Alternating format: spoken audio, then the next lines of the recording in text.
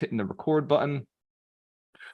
Welcome back, alchemists. This is the Wealth Principles, 52 Weeks to Wealth. We have been on this journey for now 51 weeks, so we've got 1 week left, but this one is a fire principle. Wealth Principle 51. Learn to love solving problems for other people and getting rich doing it. I'll say that one more time. Learn to love solving problems for other people and getting rich doing it. There's two components. This used to be a two-person principle because there used to be at one point 104 principles. This one had to be combined together because there's a first part, which is learn to love solving problems for other people. Hands to the camera if you know, we're entrepreneurs. We get paid to solve other people's problems. That's the truth. We also are solving problems that are not our own.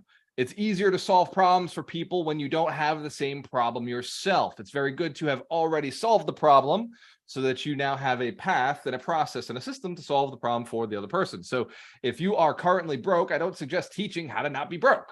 Well, because you haven't figured it out, right? So you got to get rich first to be able to teach how to get rich. But if you are a real estate agent and you're looking to help other people buy real estate, well, that's easy. All you got to do is know the process for buying real estate. Owning real estate is not necessary. You must understand the process for buying the asset class. Understand that's what they teach us in school, right? They get the lessons. So the reason we're doing the Wealth Principles is because I'm on a mission to build 100 millionaires who are inspired to build 100 millionaires. We've already built 24 millionaires in the past, except one of the challenges is some of those millionaires, although they're like, I would build millionaires, are not necessarily actively out there building them. So we had to adjust our strategy, adjust our core principles in our company. Hence, you understand you may have to adjust your mission as well. You may have to adjust your message out to the world. So it's 100 millionaires inspired to build 100 millionaires, which is why we're now building community leaders. We're focused on that direction. And this is how we serve. I'm going to show you 5 reasons you must learn to love solving other people's problems. And if you do not, you're going to suffer. To the extent that you do not solve other people's problems, you will be suffering in one of those 5 categories in your life. That's part of this training. I also cried today. I shed tears, and I don't mean like little tears. I mean like I sobbed like a little baby. I was crying. I was walking up the stairs, and Dorina could hear me from the other side of the house. And in her head, she's like, he must have gotten hurt at the gym because the way he's walking and the way noises are coming out of his body, something is wrong. And I feel a little bit like bad now because I realized I didn't realize I was that loud, and I also didn't realize how crazy, how violently I was shaking, right? So there was a lot of energy there. So I will talk about that as well because it all ties into today's principle. Hands to the camera if you're committed to doubling your income and doubling your net worth. Still committed to this, right? We're making the money, but obviously we're doing it for a purpose. Hands to the camera if you will consider or at least dedicate some of your time to building millionaires once you've got yours. Once you got your wealth, you help others get theirs. Awesome. Give yourselves a big round of applause. I'm in the right room. Thank you so much for your dedication to yourself, to your community, to the people you're going to be serving along the way. Wealth Principle 51 did not come to me by accident. The first part of it, like I said, is you got to serve other people. The second part of it is you have to be okay with getting rich. There's too many people who are out there serving, giving, but they forget to take money. And they end up being givers and everybody's taking advantage of them and they have no money, nothing, no resources. Can't if you know a few people like that, maybe been one of them yourselves, an overgiver, right? Giving to the wrong people, they take from you, they take from you, they take from you. If you got a lot of people taking from you in your life, you might have been an overgiver. Nothing wrong with giving. I want to be very clear. I'm about giving, right? This whole principle is about serving, but you also must make time and room or a system in order to receive, because if you do not receive, you won't be able to serve. We've found that you want to jump on a plane to help other people, or there's maybe a mission that's happening in Africa or South America, but you can't get out there because you can't afford the plane. Has anybody ever thought about that? Right? Like there's something, oh my God, like right now, like 2 or 3 years ago, like there was this big hurricane in Florida. It was like last year. Big hurricane in Florida. All these people like were messed up. And I remember watching a video with Grant Cardone, and Grant was on this helicopter and he was flying over and he was like sending food and like helping people in that situation. I just remember thinking like, man, like I should have made more money by now because I don't have a helicopter and I haven't purchased all the food and I didn't have all those connections to be able to do it at that level. Hence, Karen, if you have ever felt something like that, right? And Grant's like famous for saying, be the one who can write the check. Right, you've heard me talk about when COVID hit, I was able to write checks for my family. I just sent checks. because I was able to. I was in a position, they were not in the position I was in. They were in an opposite position. And I was able to send checks to my family, 13,000, 5,000 little checks, just help people along, move them along the way. And that was only because I'd established something in the past. I'd served enough people to get to that point. So hands to the camera, actually drop in the chat. Would you prefer to go through why I cried today, or would you prefer to get the 5 reasons you must learn how to serve others? So let's hear the emotions first before we hear the facts. Let's give Stephen Bieber a big round of applause. He's the king of avatars. He knows his people. All right, so before I dive into Wealth Principle 51, the 6 steps to the 5 steps to making sure and the reasons why it's so important and how we can do it, let me tell you the story. So I'm on my way back from the gym. I crushed it, by the way. I went into the gym knowing, I told Dorina before I went, I was like, today I destroy these arms. I still did legs. I did. I went on the stepping machine for about 5 minutes. I did 13 flights of stairs.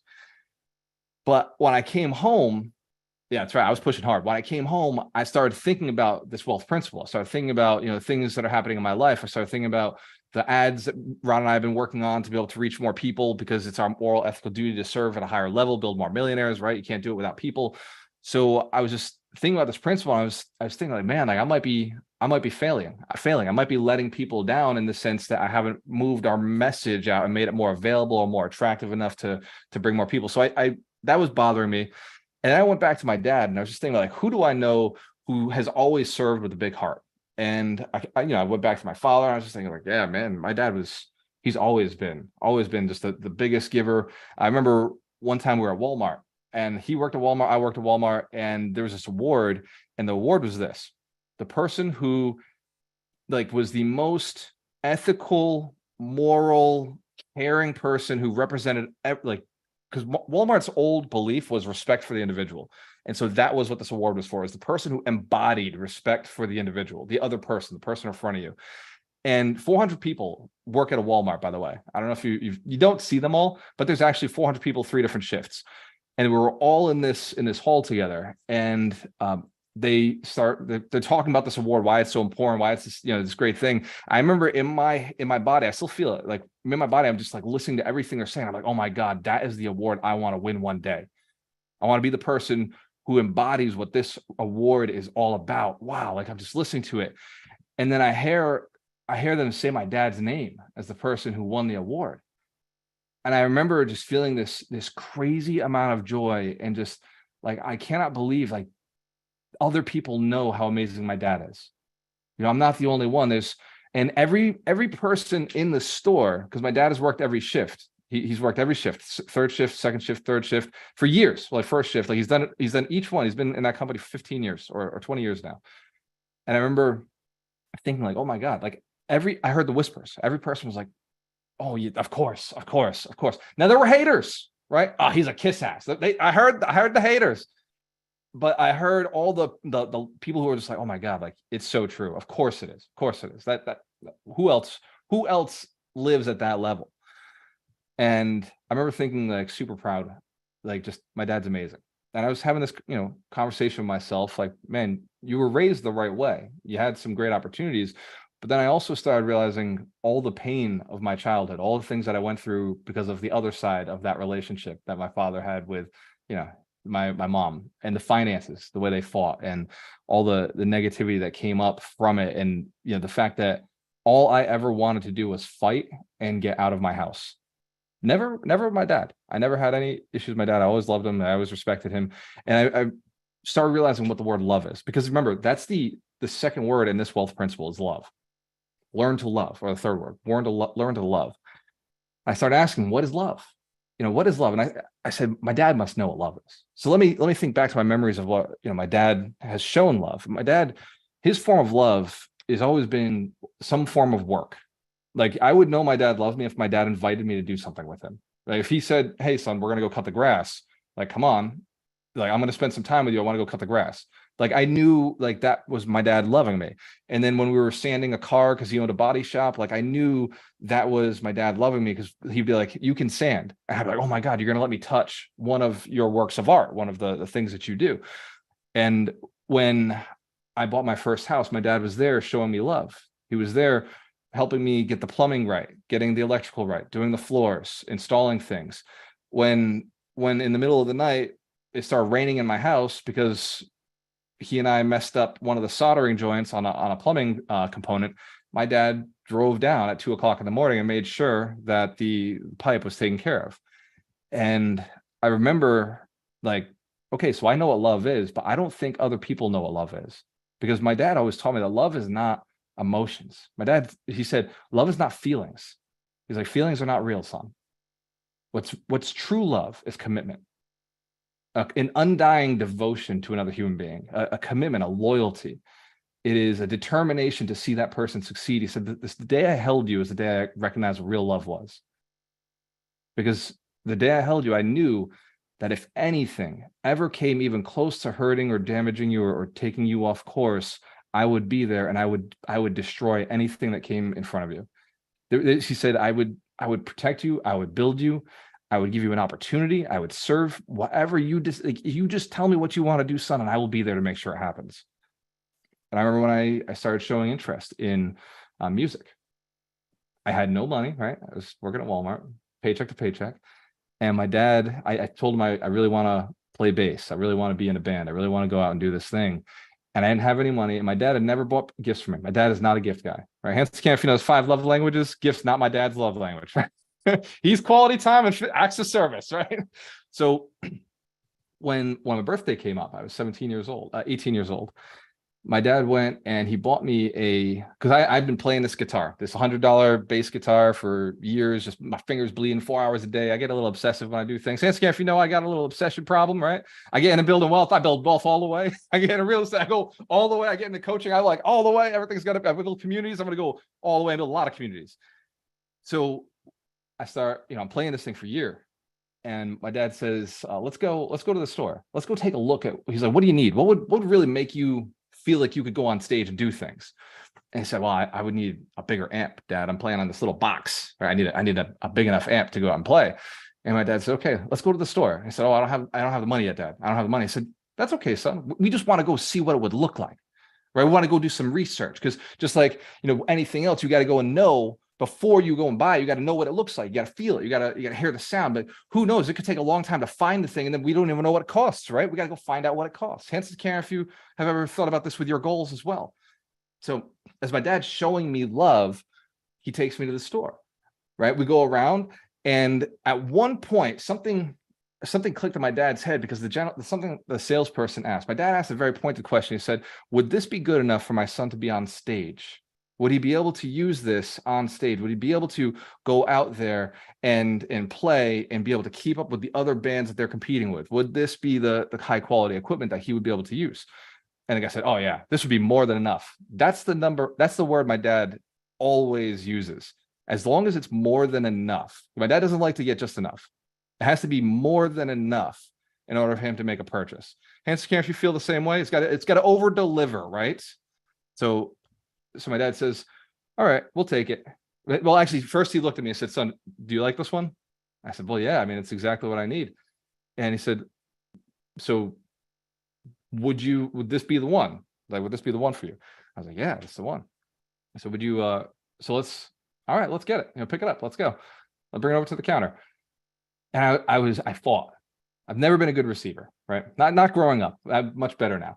But growing up, I was not a good receiver. Never knew how to receive gifts. It was not my thing. Never knew how to receive like love. Like I was not very good at it, because I fought so long with my mom, and my dad was cautious with his love, like cautious with that level of giving. Hence, care if you can relate to this in any way, ever had an experience like this. So I remember my dad buys it, and like the whole entire time, this is the craziest thing. The whole entire time, I'm like, okay, when I come back, I'm going to buy that bass over there. I'm going to buy that guitar. It's a $500 guitar. And my dad said, grab it now. We're already here. And because he didn't want me to have an excuse not to do my dream.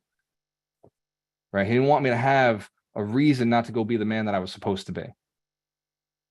He said, you belong on stage. You want to be on stage. That's what you want to spend your life doing. I'm going to put you on stage. I can't do everything for you, son, but I can do this. Because I don't have all the money. I don't have all the knowledge or the connections or the relationships, but this I can do. And so I have to do it. He's like, that's what a father does. Answer Karen if you feel the same way about the people you're serving. If you can feel that way, if you can get to that level of like, that's love, right?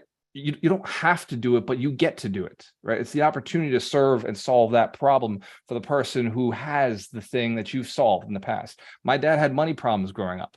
He gave a check to his parents every single day, no matter what. And that's what got me emotional, is I was just thinking, like, I've been through a lot. I have been through a lot to get to where I am today. And I don't mean in relationships. I mean in people not believing in me. I mean in fighting against all odds. I mean in not sleeping, pushing my body beyond what it should be pushed to do. I've gone days. I've gone weeks without sleep. I have built systems that scared the heck out of me and plugged them in, and they didn't work. I have had months where I lost $20,000, $30,000 at a time, months on end. No, like drowning, just the company like bleeding out and not knowing what it was going to do. Yeah, I've lost, I've lost relationships, but like as I was coming home today, like right around this thought, I started getting really, I was thankful, but at the same time, it is so unfair how much pain I've been through, how much torture I've been through. Not that anybody did it on purpose to me. No company I ever fought against, no competitor I ever went against, nobody, no client that ever talked shit about something that I was doing. Nobody ever had any negative thoughts towards me. They have their own bullshit that they're dealing with. I know that. I know, but I went through it. I was there. I faced every moment and I pushed that pain down, and I didn't look at it. I ignored it. And as I was coming up the stairs today, it hit me like a ton of bricks.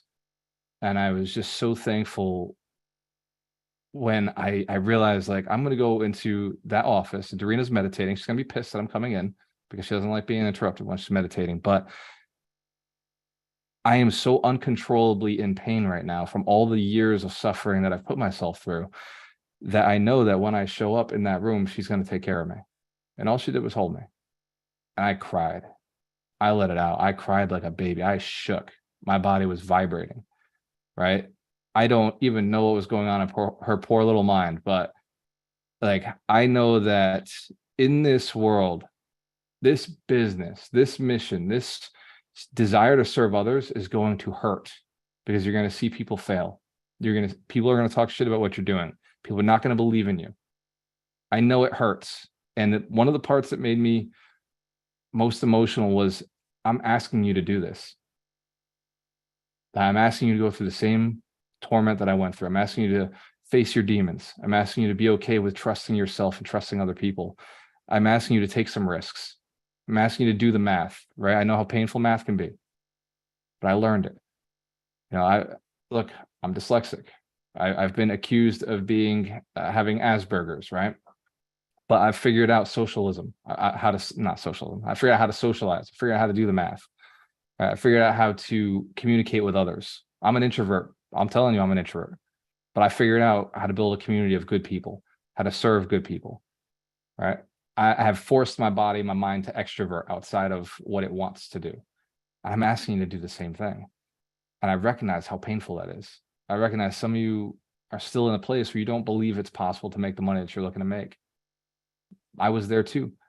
Every year that I go up against my mindset, every year that I go up against my belief system of how much I can earn, it hurts. It scares the living daylights out of me. I've done it before and it still scares me, right? I've earned at monstrous levels and I'm still terrified. I've made $1 million months, but when I think about making $1 million a month, every month, I'm terrified. It scares me. I'll be real with you.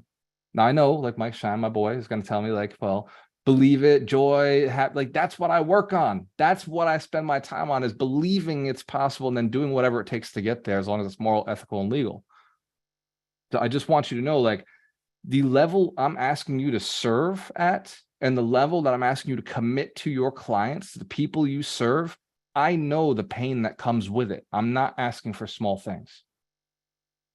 But you're the ones who said you want to get rich. Right? You're the one who said you want to get to that next level. You're the one who said you want your net worth there. that you want your family to love you at this atrocious level of love and compassion and servitude and like being there no matter what. You want your kids to do amazing and see you do amazing so that they have an example to live off of, right? You want your community to be a little better because you showed up, because you existed, because you came this way. You're the one who's asking to be your best version of yourself. And I know the pain that it's going to cause. And I just want you to know that no matter how bad it gets, you're going to make it through, and we're going to get there together. So this wealth principle is deeply revolving around one thing, and that's love. That truly is, you must learn to love serving people. Because when my dad used to tell me, I asked my dad what purpose of life was. Hence, can't you ever ask that question? What's the purpose of life? I was asking that shit at 8 years old. I didn't know why I was here. I was like, why the fuck am I here? I was mad. I hated my life, right? So I'm just asking, like, why? What's the purpose of life? And my dad would say it's to serve. And I thought he was full of shit. And I thought he knew it too. Like that was the belief system I had as an 8-year-old child. Was my dad would be like, oh, it's here to tell people about Christ and Jesus, and it's to serve others. And I thought he was full of crap. Has anybody ever heard wise advice and thought it was wrong? Like thought they knew better? Yes.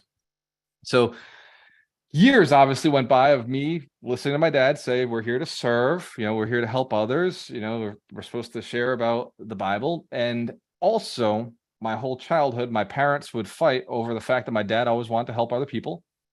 They'd fight over religion and they'd fight over money.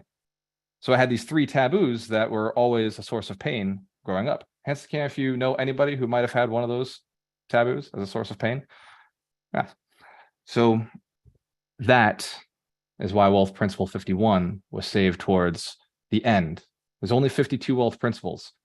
And Wealth Principle 51 is the principle before Wealth Principle 52, which is to start all over and sharpen the saw, continue to improve yourself. Hands to the can if you're ready to dive into Wealth Principle 51. Let's go in. Let's go all in. All right, Millionaire Wealth Principle 51 is to learn to love solving problems for other people and getting rich doing it. It is our moral and ethical duty to become the best versions of ourselves. Alchemist Nation is designed to help you get there. We have spent hundreds of thousands of dollars in just fixing things, improving the system, building this community. If there's something that we're missing that you want, you let us know. We will eventually build it. It's how we serve. It's just like my father, when he said, what's stopping you from getting to your success level? Whatever it takes, he found a way to make sure that I never had an excuse. And before you know it, within 6 months of that conversation, me getting that equipment, I was on stage 40 times in 18 months. Every battle of the bands, my dad would show up. And my dad would show up like a badass, like a rocker. He would get the leather suit, the metal studded, like he had the stuff to make. He would show up like a fan. My dad didn't show up like the old guy in the group, so everybody knew he was my dad. He showed up like the guy who fucking loved the band on stage. Hands to the camera if you know that's showing up for somebody. That's how you do it. That's why when I see somebody on stage, when I see somebody building events and I have the opportunity to show up, I am there like a fucking fan. And I love it. I love seeing them on stage. I will be at 10X in 2 more weeks. I'll be at Grant Cardone's 10X in Las Vegas, and you will see me rocking 10X because I believe in what that man is doing. I know he pisses people off. Yes, he's aggressive. But if it wasn't for him, I wouldn't have learned my first 6 figures. He showed me how to get sales done. He showed me how to communicate and do sales morally and ethically. So learn how to love solving problems for people and getting rich doing it. 5 reasons it works. Hence, if you're ready to write down 5 reasons this works, this is an exercise for you to apply right now. This is for motivation for yourself. And it also 5 reasons, 5 ways to fail.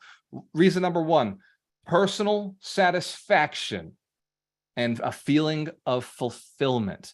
If you do not serve others, your life will lack personal satisfaction. You will, to the degree that you're serving others, if you do not serve enough, you will feel a lack of fulfillment. Who has felt those days where you woke up and you're like, you don't even know like why you're here? Like, I don't know what to do. Bored, whatever. That is because you haven't served either the right people or enough. So reason number 1 to learn to love serving others and getting rich doing it is personal satisfaction, fulfillment. Reason number 2, it helps others build trust. When you serve first, other people tend to trust you. When you give first, people no longer think you're there to take, right? When you're already showing up with the sign of giving and you're serving others, a trust is built. Well, they've already put their end in. Like, I guess I gotta fulfill on my end at this point. Hence, if you feel that way, why does the bank give a deposit? It's because we want to know you got skin in the game, right? Like, the only reason we require you to give us a deposit is because, like, I just want to know that you're bleeding too. We're putting our capital into this investment. I want to know that you're in it with us. It helps build trust. Why do we do all this coaching and all this training? Why do we do it for free? It is so that at the next level, when it comes time to do the difficult stuff, you already know you can trust us. Why do we give so much value in the beginning up front for free? It's so that you know on the other side there's even more value, right? Creates trust. Hands to the camp if you understand. Reason number 2, to serve others, love serving it, is because it creates trust. Reason number 3, every problem that you're solving flies on the wings of opportunity, right? The problem, the devil rides on the back of the opportunity, right? It's like, hey, here we go. Like, recession, cool. All these recession-proof businesses pop up. You couldn't see them before, right? They're hard to see. But now when there's a recession, it's like, whoosh, all these rise to the top. Invest in that. Hence, if you're seeing it right now, multifamily is suddenly the man, the cat's meow. It's like, oh man, multifamily, that's the jam. I got to get into that space. Partnerships, right? Partnerships are so much easier to protect yourself and to scale up because we're in a recession, right? You need to be more protected. You need to be more thinking about, I got to do more because these things don't work. So multifamily partnerships make sense. By the way, Mike Shine's book, Fast Track to Millions, is out. I got a physical copy. Came in last night, so I'm very excited. So if you haven't already bought Fast Track to Millions, How to Profit Through Partnerships, this was written by not only an attorney, not only a real estate investor, not only a multiple business owner, but and not just a multimillionaire, but a really good guy. Who here knows Michael Shine, has been on a call with him before and learned something? Awesome. So if you haven't already purchased the book, Fast Track to Millions, now's the time to go on Amazon and write a review about Mike. I don't care. Don't read the book. Don't write a review about the book. Go on and write a review about Michael Shine and how he's impacted your life. Hence, if you can do this one small favor for somebody who's given you so much. Awesome. That is why, like, this market, this condition creates massive opportunities for people. So when you solve problems, just look at all their problems and say, what's the opportunity that comes with this problem? Hence, if we can commit to this, we love solving problems because it creates opportunity for us and for them. Number 4, financial gains from providing value to others. Oh my God. Every guru you've heard for years is like, you got to add value, bring value, show value to the marketplace, right? If you want to get rich, show value, bring value, do a value add, right? In real estate, we're like value add, repositioning. We add value. There's not a value add on the deal. I can't fix it. I can't make it better, right? Financial gains come from providing value to others. People value moving away from their problems. So you've got to fall in love with problems. I once had a plumber tell me, I love the smell of shit. Now, it's very vulgar, but I was like, what the fuck are you talking about, bro? Like, I grew up Christian. I don't swear at all. Now I swear a lot. But back then I did not. And I was very disturbed by the fact that he was like, I love, passionate about the smell of shit. And I couldn't grasp it. Hanson can, if you know why he was passionate about the smell of poo, the poo-poo-padoo. Is because this is what he told me. The worse it smells, the more I get paid, because the worse it smells, the less competition I have going into that house. The worse it is. Like, the deeper the poo, the more money they put in my shoe. It's just like he's a very wealthy plumber, right? You're talking about a guy who doesn't take plumber wages of $150 an hour. This is a $325 an hour guy, because all he messes with is poo. He figured out, like, I only deal with septic and sewer. He's like, I don't deal with the fresh water that all the other plumbers want to deal with. And if you understand, this is a guy who not just loved prom, he fell in love with proms. He Cupid was like, whoop, big problem with poo. And he was like, I love it because it puts a lot of money in his pocket, right? Fantastic. Very smart guy. Hence, if we understand reason number 4 of why we must learn, solve problems, love solving problems. Number 5, the positive impact you can have from solving problems leads to a sense of purpose. If you have ever felt undirected, not knowing where you're going, not knowing what your point in being here is, like I felt this morning. And then when I shifted back to what problem do I solve, and I faced all that pain all at once, I remembered my purpose. I'm here to make sure other people don't suffer the same way I suffered. So an easy way to look at that is look back 5-10 years ago from where you are today and look at the pain you were suffering, the problems, whether they're financial or physical or they were relational, and look at the pain you had back then. That's probably the problem you solve today, because you've probably, by the way, if you haven't accomplished it or fixed it, that's not the one. Keep looking for the one you're good at. And if you understand, you should be good at solving people's problems as well. Don't just try to go out and solve problems, but make the problem worse. That's why I can't stand people who, talk about money when they don't got money. Frustrates me. Do not teach money until you got money, right? But you can teach being on a path of building wealth yourself. You can show others, look, I'm on a path to build wealth myself. I'm doing it through real estate. I also got a real estate license and I'll help you buy your house. All of this makes sense. It gives you a sense of purpose, right? So reason number 5 to serve others is that positive impact you can leave, not just on the people you're serving, but maybe the world. Just maybe, think about it, a little outside. And if you're kind of like where I started, I used to say this to myself because I couldn't think about the world. Hence, care if the world's a big place, 8 billion people, kind of a lot of square footage. Hard to think about fixing the whole world, right? I used to say, I'm going to fix my little corner. That's all I said. I'm just going to fix my little corner of the world. Now, over time, my little corner has grown. I have a little bit more impact, and now I'm teaching people how to have a little more impact, but I still do just serve my little corner of the world. I don't have to compete with Tony Robbins. Like I told Doreen this morning, Tony is not my competition. He's literally my companion. Like he's out there serving the same mission that I want to serve. Grant's my companion. They're serving the same mission. The only reason I even do this is because they're missing a couple of people. Those are my people. That's my job, is to go and serve those people, the people who are missing, who aren't all in on the Tony Robbins, the Les Browns, the Ty Lopez, the Grant Cardone. Like they can't quite all, like it doesn't encompass everything they're looking for. That's who I serve. Hence, Karen, if you don't mind serving your little corner of the world, the people who everybody else is missing, the people who everybody else is not getting to at that level that you could get them to. That is, so reason number 5 is to me the reason I still do this, because I'm wealthy enough and my lifestyle is cheap enough. Kevin Pereira understands my lifestyle.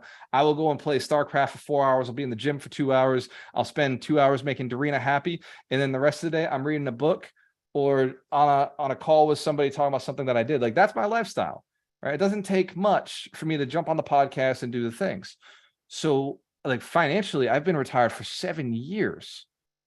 What I do this for is because of a purpose that drives me. Because you can ask my business partners, like not all of our decisions are financial. And sometimes we do things that do not make us money, but they serve the mission. And so Karen, if you've maybe done some of that yourself, what I'm going to tell you, and the lesson I learned with Ron yesterday as we were reviewing ads, make sure whatever you do right now pays you, because your mission will be served at a smaller level unless you're making enough. Your mission, if you can make your mission profitable, this is what Elon Musk is great at. He said, I got to go to the moon. I said, I got to go to Mars. All right. Let me start an electric company. Let me start a solar company, because all these things are going to be necessary to get there. We're going to need AI in order to land the fucking spaceship. So let's get AI in the cars. Let me go build the thing that everybody else wants so that I can have the one piece of technology I need for my thing. And everything that he's ever done, he's gone and said, well, we need to sell something to somebody in order to fund our mission, our dream. The bigger thing that I want to do for human beings, right? That's been his mindset. And so Ron and I recognized yesterday as we're looking at our ads, we don't have a product like this is, who here's done ads for it? Do you need to do ads in your company if you want to understand like how it works? Very quickly, I will very quickly explain how ads work. If you do not make enough on the ads you're spending money on right away, you don't have money to spend on more ads. That is the only math you need to understand. If you can't make enough profit immediately within 7 days, 14 days of the ad spend, then you don't have money to reinvest in ads. Hence, Karen, if we understand the math. right? If it takes you 3 months or a year or 6 months, because that's what people start talking about is, customer value. Well, you don't have that money back to reinvest. So your scale is going to be extremely slow. So Ron and I right now are looking at, and we just identified literally yesterday, so give us time. But if anybody has an answer, please help us. We have our recession-proof challenge, which is $97. And we did the math, and at $97, it loses money immediately. And at $120, it breaks even. And at $197, it becomes profitable enough to sell. But my belief system is that you cannot, to a cold audience, sell a $200 product. It must be $97 in order to get them to buy. And so then there must be on the other side of it an upsell, immediate upsell that adds value to get you to the 200 in order to make the ads profitable within 7 to 14 days. Hands to the camera, if you understand, if you don't know this math, you will fucking lose money on ads. And I have, by the way, lost $15,000 to $30,000 a month on ads in the past. I have done it. So I know exactly what I'm talking about, which is why we stayed away from ads for so long, especially in this particular mission, because this mission is a little harder to make profitable than real estate, than some of our other businesses. Although we are working on that.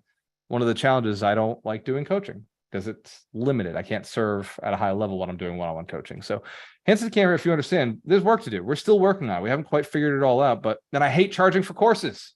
I hate it. It's the absolute worst. I do not, I've had this thing that's like, I do not charge for recorded programs. Who here knows I don't charge for recorded programs? All my recorded programs are free, right? I get free stuff. So we're working on it. If you got solutions, I'm open to it. You can drop them in the comments. And we will go and review everything later on. But that is my one ask right now. I've got to figure out how to serve more people, because as I was doing this wealth principle today, I felt guilty. I felt like, man, I'm not serving enough people. I haven't reached enough people. They built this community to the level. I haven't built my leaders to a level where they can serve yet at a high level. And so if you're going to understand the level of guilt I was carrying this morning, it made me emotional. I was just like, oh my God, I've let down so many people that I have not even met yet. But like I talked to Doreen, she talked me off the ledge. She said, yeah, but this mission works without you. This community is amazing. They're out there pushing. They're out there building themselves, out there growing, and they're developing themselves, and they're developing their skills. So I just want to say from the bottom of my heart, thank you to each one of you who's pushing, who's growing, who's going through the pain and the struggle of figuring yourself out and not being believed in by other people. And I know it, I get it.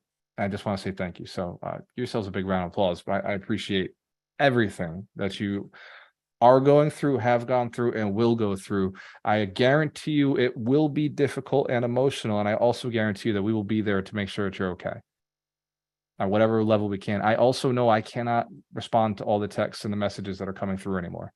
It's 100, 200 a day. I know I can't. But the team is working on figuring out a way to get those answers, to make sure that there's a path for you to receive those answers.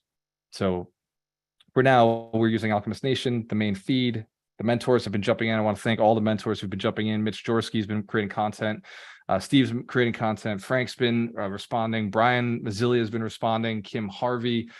Mike Shine has created content. So I just want to thank all of our millionaires. Let's give them a big round of applause. They have done a lot of work in responding to questions that the community has had, in creating valuable assets. Doreena's been creating a lot of valuable assets. Feli and Michelle, my international partners, have been creating assets for everybody. So we're making progress. Now, every week, we don't just do a principle. By the way, the action step for this is to go and write down your 5 motivations, your 5 factors, your 5 reasons to be doing what you're doing. How would the world be a worse place if you didn't show up? I want you to write down those 5, like get that understanding in your world. Like, how many people are you failing, right? You got to know. You got to have a number of, if you don't show up, how many people suffer because of your lack of showing up, your lack of learning the skills or building the relationships, or like Mike says, the partnerships to scale up and do and serve at a bigger level. Get those 5 written down today and put them where you can see them. You've got to know the 5 reasons we serve people, because sometimes serving people sucks. The other side of it is it's a lot of work. The other side of it is they don't always want to be served in the way that will serve them best. Right?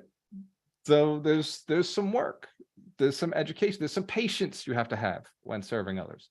So I understand what's coming for you. Just write down these motivational factors so you have them. All right, these 5 steps are going to be very important over the next few weeks, months, years.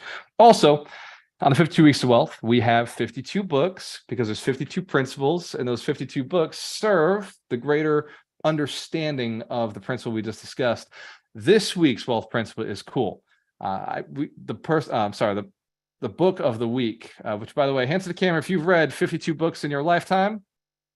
Awesome.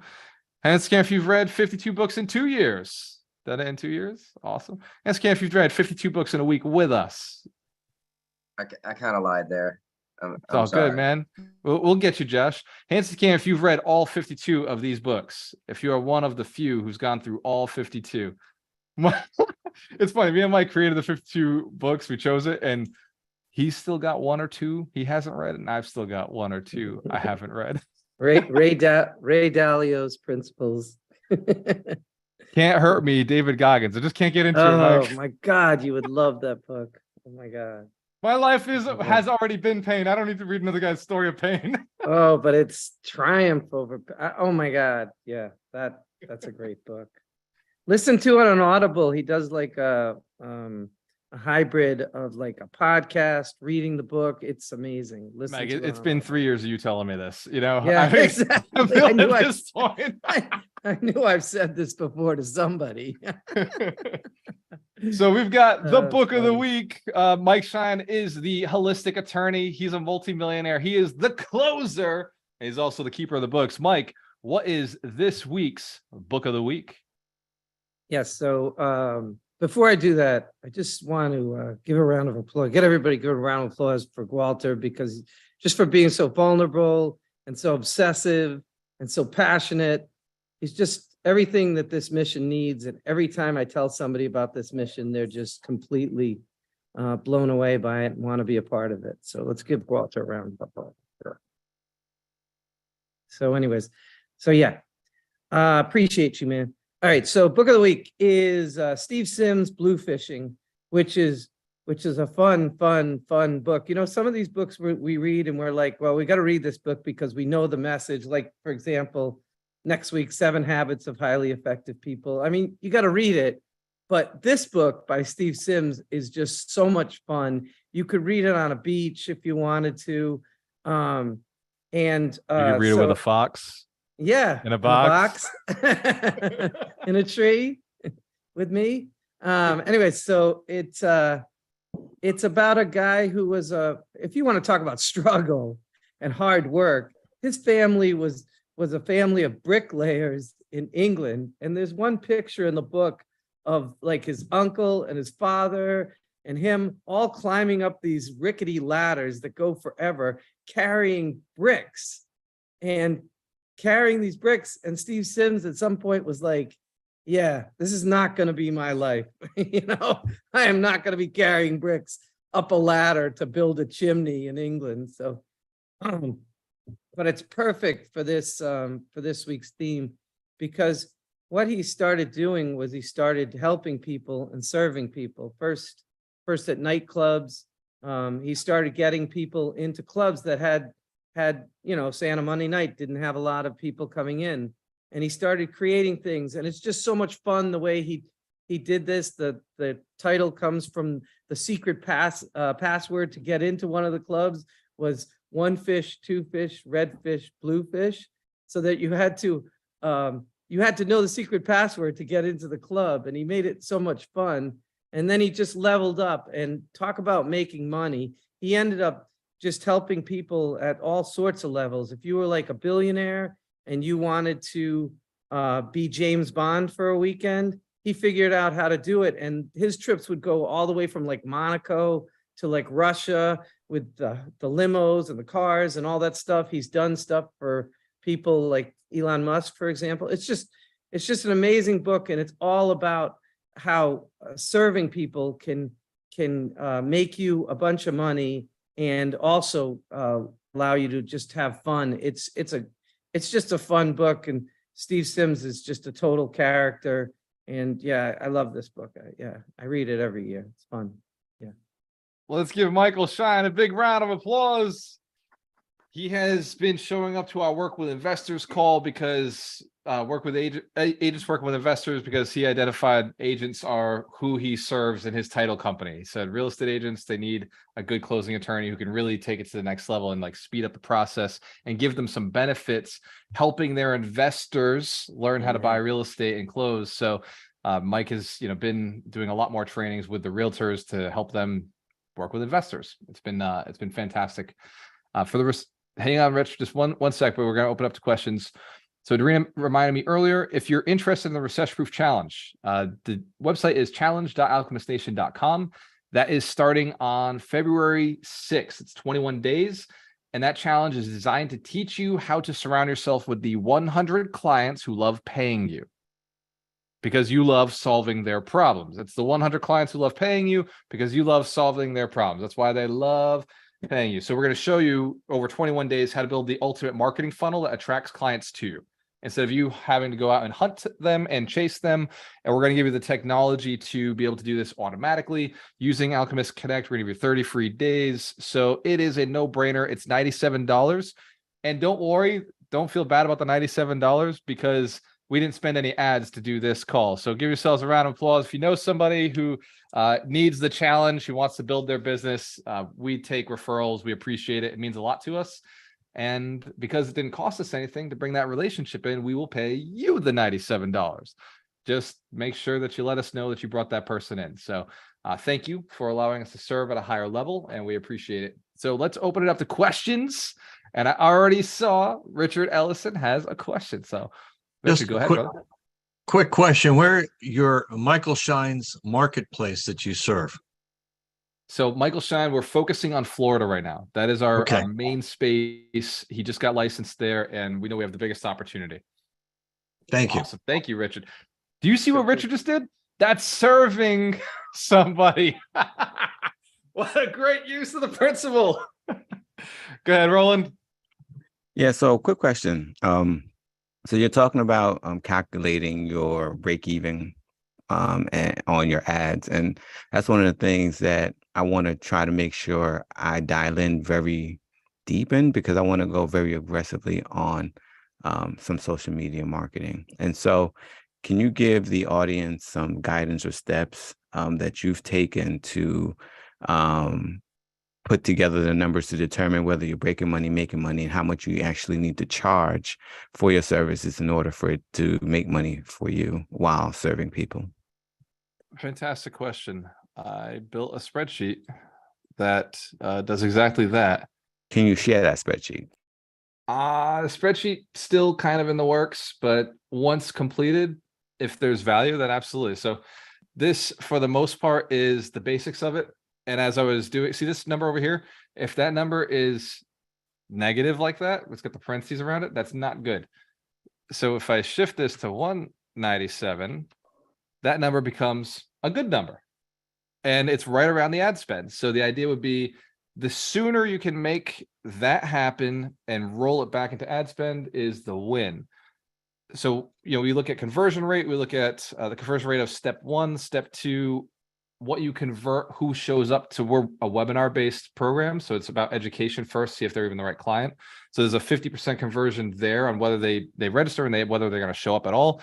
And then I have a 20% conversion rate when I speak to somebody, I share the mission, they're like, oh my God, sign me up, Recession Proof Challenge.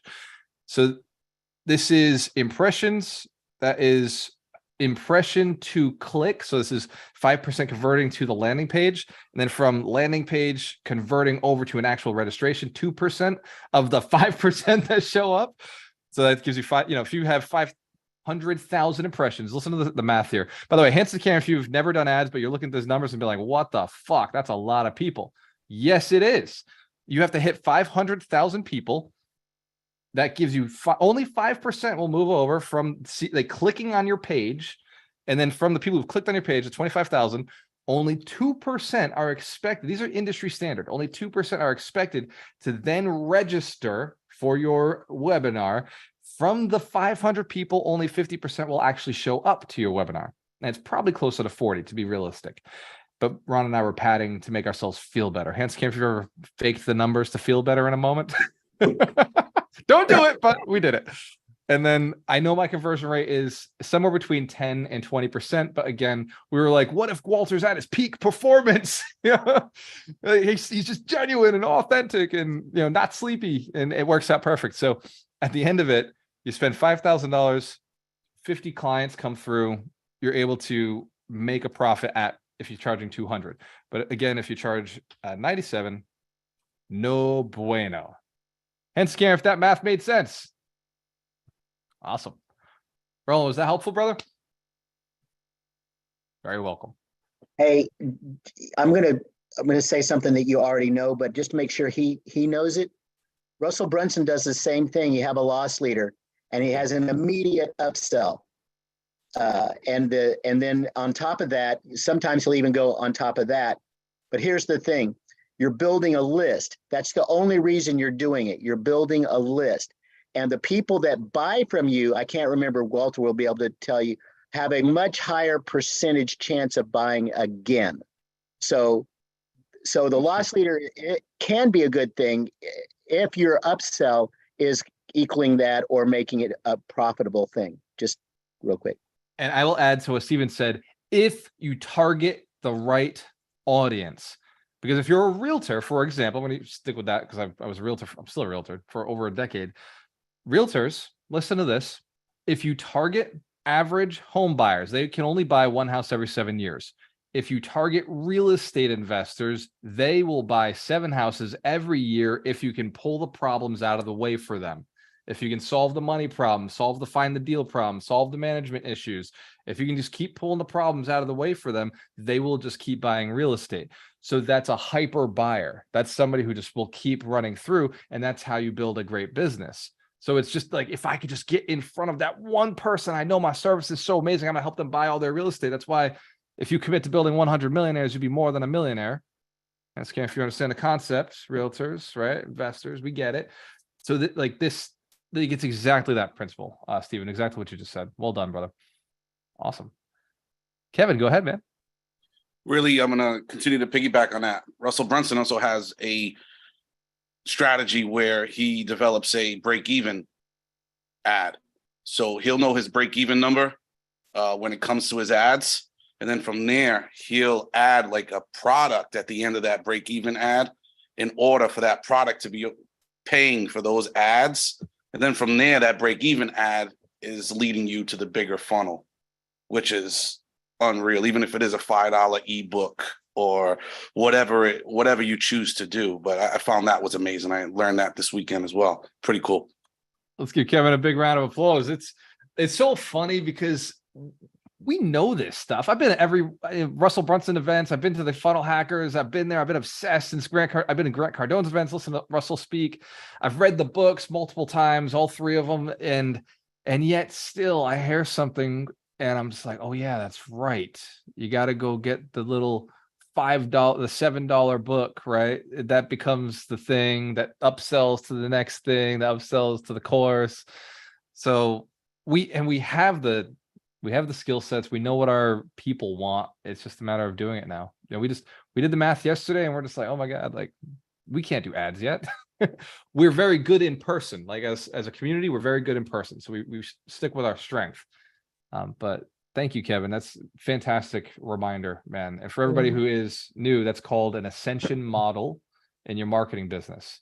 The ascension model is just need to make a little bit to get the customer because you're going to get something else on the back end. Can I also comment on Russell while we're still here? So one other thing he mentions in Expert Secrets is that he'll even have a funnel to like get you on a webinar and then like sell a high ticket offer there.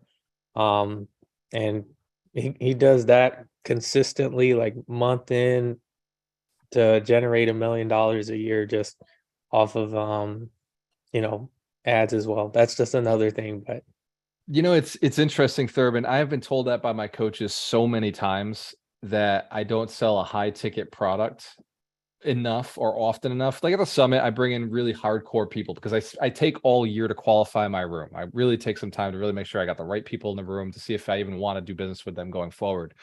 But like I've been told, and this is for every business owner, if I went and I've been told this many times, I just keep saying no to it. So maybe maybe I'm the problem in the company, which I do look at sometimes. But one of the other reasons that Alchemist Nation is where it's at is because I'm still facing things in my other businesses that I haven't learned to apply to this particular mission. So still, learning them. But this is the thing right here. If we did exactly what you said, because we'll put 25 to 50 new people on our webinars every single week. And if I shifted over to selling a $5,000 or $10,000 program like Mastery, who here paid more than $10,000 for Mastery? Absolutely. So if I shifted over to sell something like that, one, it brings in a really deeply committed person, and my conversion rate on Mastery is about 10%, which is fine. 5-10% in a room of 25, that's still going to lead to 1 or 2 sales. Whereas my conversion rate on Recession Proof Challenge is about 20%. So we're not talking about a big difference in conversion. The only thing is I don't have to follow up on the Recession Proof Challenge. They'll buy right there. With the 10,000 Mastery program, I've got to follow up 2-3 times. So there's a little bit more contact, there's more one-on-one time. It's time consuming. But if you do the math, say there's 20 people in the room and we move 20% of the room, that's 4 people is what I'm expected to close on a night. That's $400. So profit-wise, I'm not reinvesting back in the company fast enough because I didn't take the time to work with just one customer and really move them or make sure they were the right person.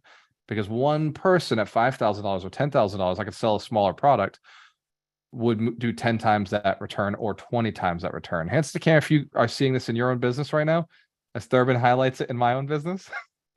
Thank you. Go ahead, Carlos. Hey, what's going on? Can you hear me out there? We hear you, brother. And before we go through Carlos, I just got to remind everybody who's in the Mastery program, now that I'm speaking about it, today is our mastermind. We are connecting at 10 o'clock. So if you've got to get some food, so you can be hyper-focused in our conversations. I want you to be able to serve. I want you to be listening to people's problems. I want you to be solving people's problems. I want you to be able to write and pay attention to your own problems. I want you to bring the biggest problem you have in your life to the mastermind today. Don't bring us small problems. We don't got patience for small problems. That's what family's for. We're here to make sure we solve your big problems. That's what a mastermind is for. Go ahead, Carlos. Yeah, man. I just wanted to say I'm getting a lot of energy, a lot of good energy from today's meeting, man. I'm really resonating with the message. I just want to say, man, I just signed up for that Recession Proof Challenge. Darina, you can check it out. Back me up. I also signed up somebody that I love for that Recession Proof Challenge, man. And I challenge somebody in here or whoever, just do the same thing, man. I know that, it's not a lot of money, but the value you get is just so much value you get out of these things, man. And I just encourage somebody to just go ahead and follow suit, man. Hopefully I'll start a trend. Somebody get something going, man, and let's roll, man. Let's get this thing going, man. I want to make money in 2023. Let's go. Hell yeah, dude. I like that energy. That was amazing. Let's give Carlos a big round of applause. He is killing it in Tampa. It is so interesting. We met him at a live event that Thurbin, one of our leaders, was running down here in Tampa. And ever since we connected, it was just like, man, like this guy is about the mission. He's about serving. He's about helping others. Him and Thurbin have been working on something called a 6-figure mastermind. So it's coming. It's coming. It is here. It is already coming. Like I've already been committed to speak at it at least once this year. So very, very cool to see how the live events are serving others. People are connecting with each other. People are meeting other people who are really like killers, just really good at what they do. So absolutely. February 7th. February 7th. February 7th? Yes. No, Walter speaks in March. We got Steven in February. And Steven's a billionaire, right? Or multi-millionaire. He's TMG. He's the best. What are you talking there about? You go. Let's go. It's TMV. It's our Steven. Yeah. Yep. You won't learn to get that skinny avatar so you can get that fat wallet. Awesome. Let's open up to it. We'll take one more question before we jump off because I know everybody's got to get ready for Mastery for the mastermind. So we'll take one more question from the room. Go ahead, Michael.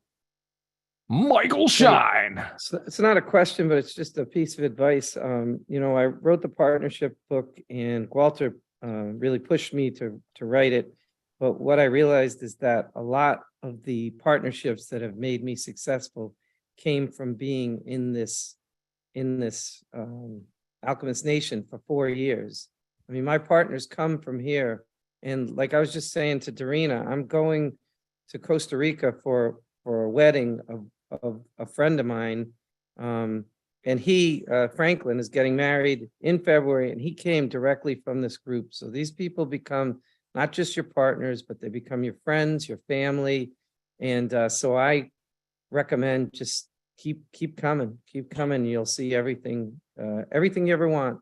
You'll get. So, Let's give Michael Shine a big round of applause. By the way, Mike has to be one of the fastest growing millionaires in our group.